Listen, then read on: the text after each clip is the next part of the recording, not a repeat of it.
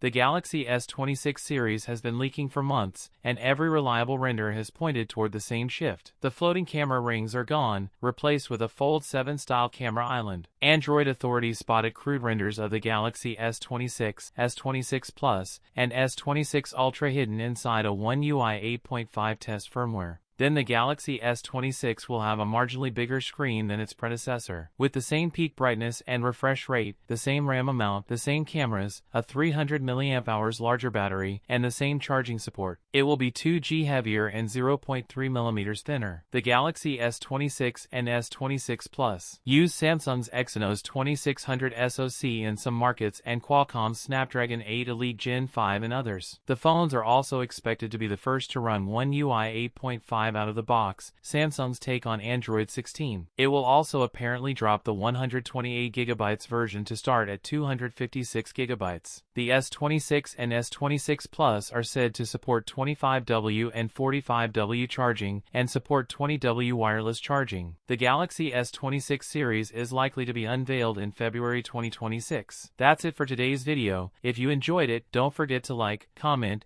and subscribe for more content. Thanks for watching, and I'll see you in the next one.